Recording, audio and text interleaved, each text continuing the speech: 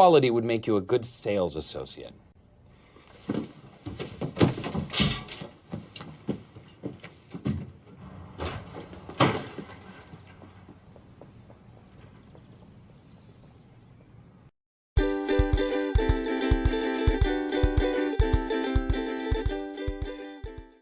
In this video, I will talk about speaking part 3. I will cover the basics of speaking part 3. You listen hard.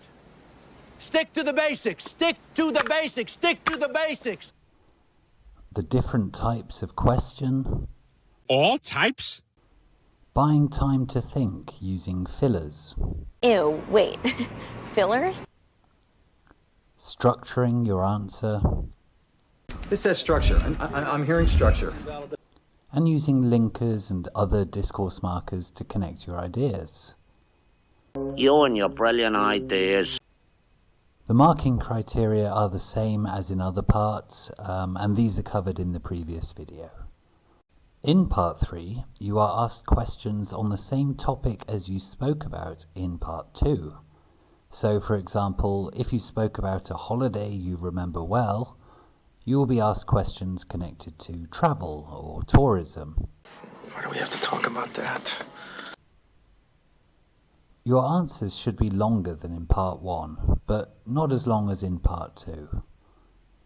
In part 3, the questions are not about you, but are more abstract. You might have to give an opinion or evaluate someone else's opinion. Make predictions about the future. Discuss hypothetical or unreal situations.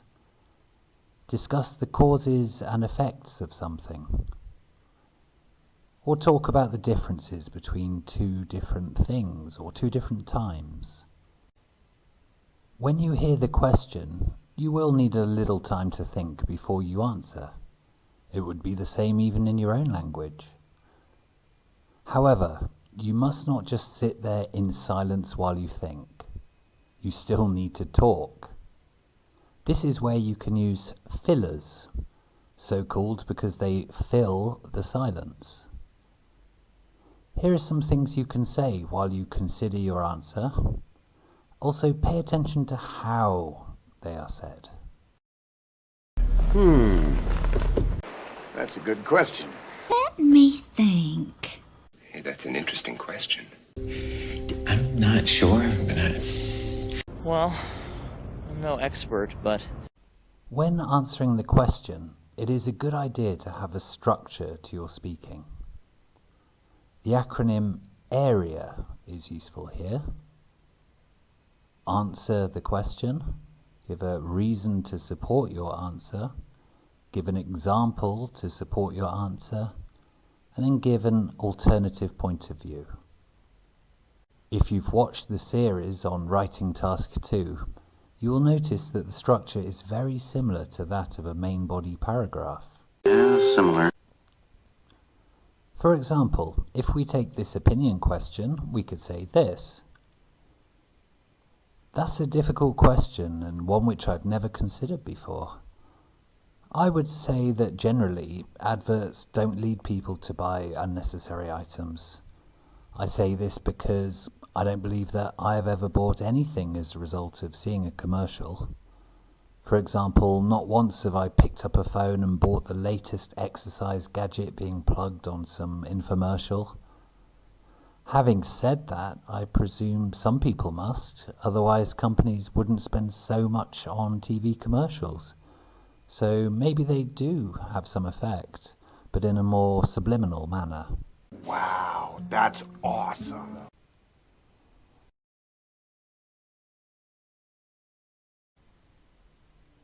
Notice how I've used different discourse markers to join my ideas together and let the examiner know what I'm about to say.